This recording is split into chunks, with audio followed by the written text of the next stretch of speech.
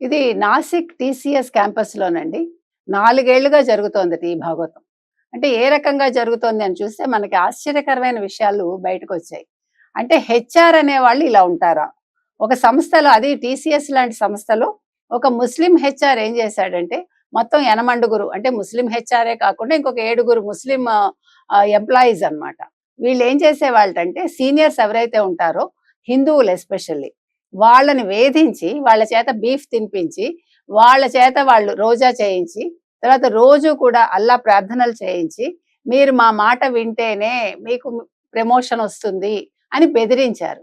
అంతటితో ఆగకుండా లైంగికంగా వాళ్ళని వేధించి, వీడియోలు తీసి, తర్వాత ఫోటోలు తీసి వాటిని అప్‌లోడ్ చేస్తాము వినకపోతే అని వాళ్ళు బెదిరించడం జరిగింది. ఒక అమ్మాయి నన్ను పెళ్లి చేసుకొని మోసం చేశాడు అని బయట పెట్టడంతో, ఇంకా చాలా మంది అమ్మాయిలు ఈ రకంగా బయటకొచ్చి అవును మమ్మల్ని కూడా వీళ్ళందరూ లైంగికంగా వేధించారు అని చెప్పడంతో దీని మీద వెంటనే పోలీస్ శాఖ ఏం చేసిందంటే టీసీఎస్ వాళ్ళు చెప్పాక వాళ్ళు కూడా ఉద్యోగస్తుల్లాగా కొంతమంది పోలీసులు వచ్చి అంటే ఉద్యోగుల వేషంలో వాళ్ళని పట్టుకున్నారు. ఒక అతను లైంగికంగా వేధిస్తూ ఉంటే అతన్ని రెడ్ హ్యాండెడ్ గా పట్టుకోవడంతో మిగిలిన వాళ్ళని కూడా పట్టుకోవడం జరిగింది.